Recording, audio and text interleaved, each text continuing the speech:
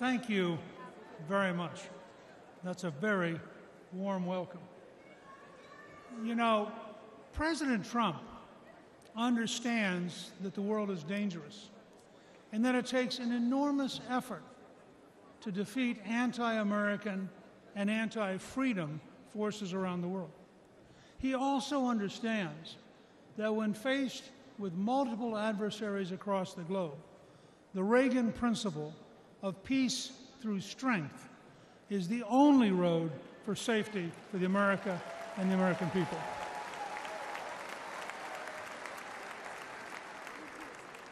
The contrast between President Trump's realistic policy of resolute strength in a dangerous world and President Biden's policies of appeasement, weakness, and self-delusion may be the biggest difference between the Make America Great Again movement and the Make America Weak ideology of the left.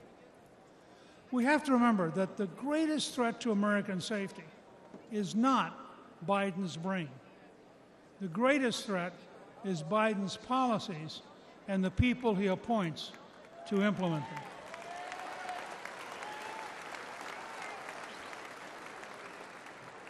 He is working towards appeasement when the world today is incredibly dangerous. A growing coalition of dictatorships is actively trying to undermine American power and conquer America's allies.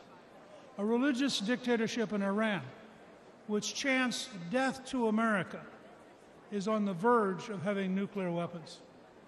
Russia's dictator has unleashed the deadliest European war since World War II. Communist China continues to develop its military power while actively seeking to undermine America through espionage, fentanyl, and the infiltration of our companies and our universities.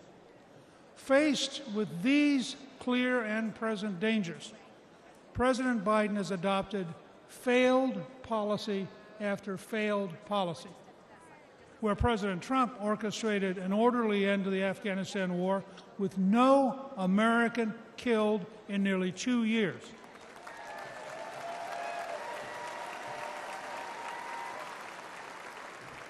Biden ordered a chaotic, panic-filled withdrawal that left 13 American troops and hundreds of Afghans dead. Where President Trump insisted on keeping Bagram Air Base, which is located within 1 hour of the Chinese nuclear facilities, President Biden gave it to the Taliban, who are now allied with Communist China. Where President Trump brokered the Abraham Accords and was moving the Middle East toward peace and cooperation, President Biden's weakness and confusion led to a terrible Hamas assault, killing more than 1,200 innocent people in Israel. Under Trump, we achieved peace through strength. Under Biden, we have war, suffering, death, and a world teetering on the edge of World War III. Like Prime Minister Winston Churchill and President Abraham Lincoln, President Trump understands that only a firm, courageous policy of strength will work in a dangerous world. The message for this November is clear. You can vote for weakness and war with Biden, or you can vote for strength and peace with President Trump.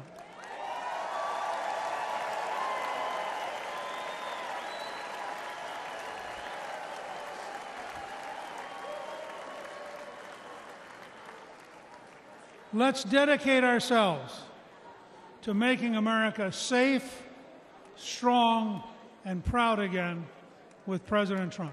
Thank you very much.